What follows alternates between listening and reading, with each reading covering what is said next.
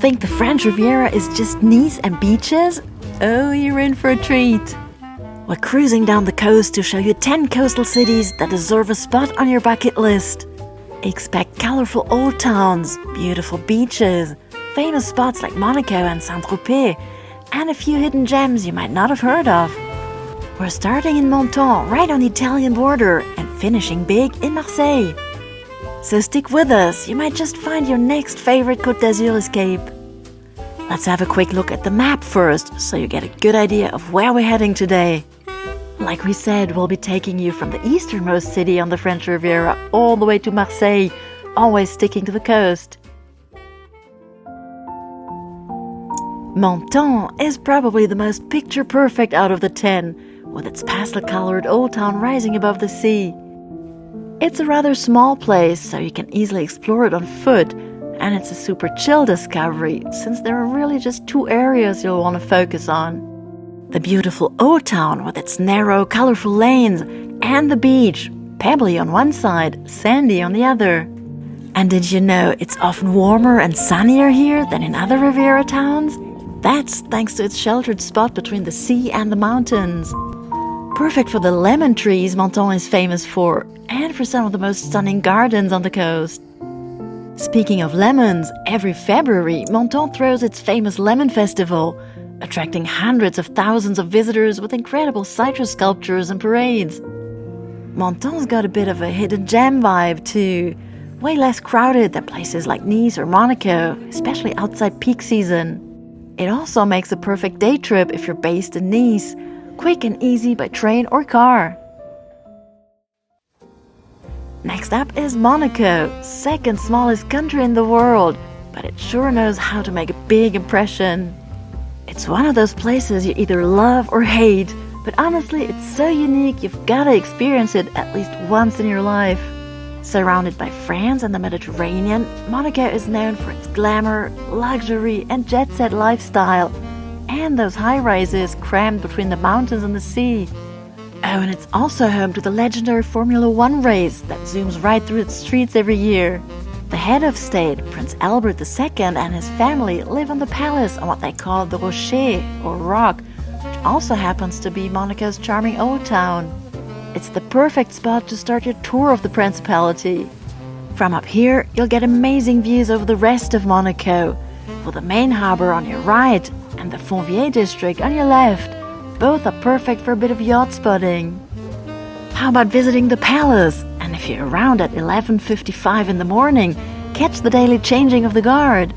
Other places you don't want to miss: the famous Oceanographic Museum in the Old Town, the brand new Mare Terra neighborhood built on reclaimed land from the sea, and of course Monte Carlo, Monaco's most famous district, known for its casino, 5-star hotels, and seriously crazy cars. Grab a coffee at Casino Square and enjoy the views. And the best part, Monaco's super easy to reach from Nice. It's only about 20 minutes by train. Just a few kilometers further west, you'll find one of the prettiest seaside towns on the Côte d'Azur. It's called Villefranche-sur-Mer, and it's famous for its deep natural harbor, La Rade de Villefranche, considered one of the most beautiful bays in the entire Mediterranean.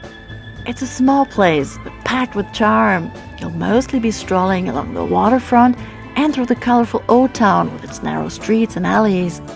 Make sure to check out Rue Obscure, a medieval street dating back to the 14th century. And while you're here, treat yourself to a seaside lunch or an evening drink at one of the many restaurants right along the port. Villefranche also has a lovely beach, Plage des Marinières, right next to the train station. And from there, it's less than a 10-minute ride to Nice. And here's another fun fact for you. In 1971, the Rolling Stones went into tax exile right here in Villefranche. Keith Richards rented Villa Côte, a place that still draws fans today, hoping to catch a glimpse through the gate. To get from Villefranche to our next stop, the capital of the French Riviera, you could actually walk along a stunning coastal path. But let's stay on track and dive right into the region's biggest and liveliest city, Nice, the place most people picture when they dream about this coastline. Of course, you've got the famous Promenade des Anglais, a seaside boulevard stretching for miles, perfect for walks, bike rides, or just people watching. Just below is the endless pebbly beach. Yeah, pebbles, not sand. And the bay's insanely blue water. We love getting lost in the Old Town, or Vieux Nice. It's a maze of narrow streets, lined with pastel-colored houses, buzzing cafes, and little boutiques. If you're around in the morning, head straight to Coursaléa. The market's packed with flowers, fresh produce, and local goodies. And if it's a Monday, it turns into a huge antique market. One thing you've absolutely got to do is climb up to Castle Hill for one of the best views you'll ever see, trust us. You'll get a full panorama over the bay, the rooftops of the Old Town, and the port with its candy-colored buildings. And if you're into landmarks, there's plenty to spot, from the legendary Negresca Hotel to Place Masséna, and of course you've got to grab a selfie at the big I Love Nice sign. Hopping over to Antibes next. Another place that's absolutely worth discovering, with a charming old town perched on impressive ramparts and the snow-covered Alps as a picture-perfect backdrop, at least for half the year. We mostly love Antibes for its many small, beautiful beaches, all in different settings and for different occasions, like the ones along the east-facing coast, perfect for the morning sun, and those on the Juan-les-Pins side of town, where you'll catch the best sunsets. Picture Antibes as divided into 3 parts. First, there's a cute little old town with narrow lanes, its famous covered market just opposite the town hall, the Picasso Museum that's well worth a visit, and of course its giant harbor, Port Vauban. It's the largest marina in the Mediterranean, packed with mega yachts and sailing boats. Then you've got the beautiful Cap d'Antibes, a stunning peninsula known for luxury villas, hidden coves, and a fantastic coastal trail. It's honestly one of the best seaside walks on the Côte d'Azur. And let's not forget the Hôtel du Cap Eden Rock, one of the world's most iconic luxury hotels, perched right on the tip of the cape. And lastly, there's Juan-les-Pins, the most touristy part of town, buzzing with nightlife in the summer and packed with vacationers crowding the beaches and restaurants where you literally sit with your feet in the sand.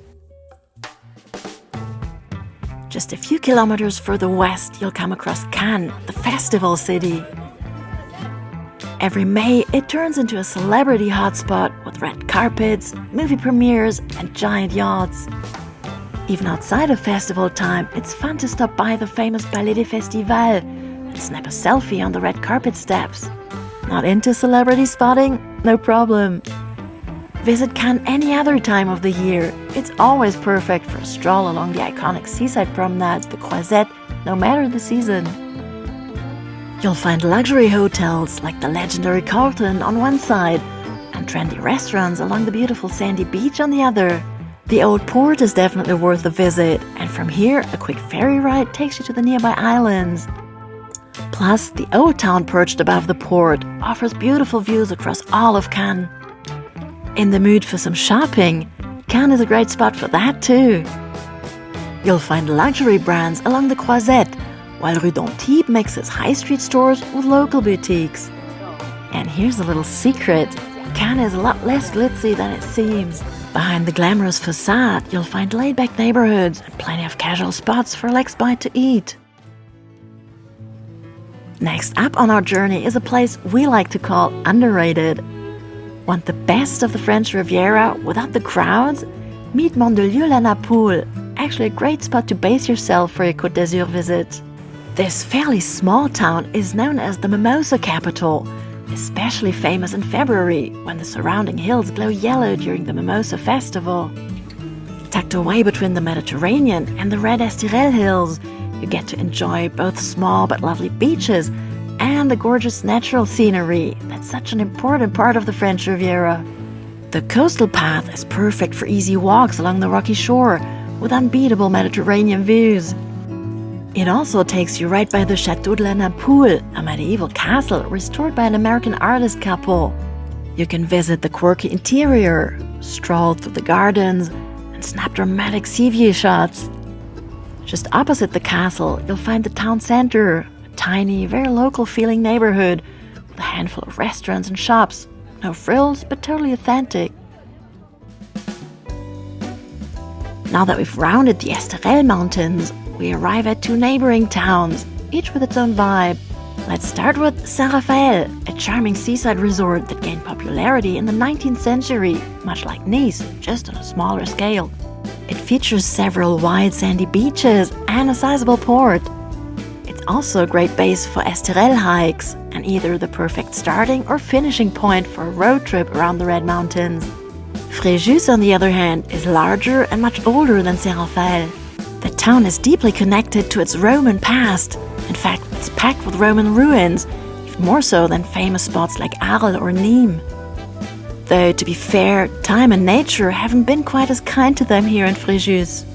The old town, just like the ancient Roman settlement, isn't directly on the sea.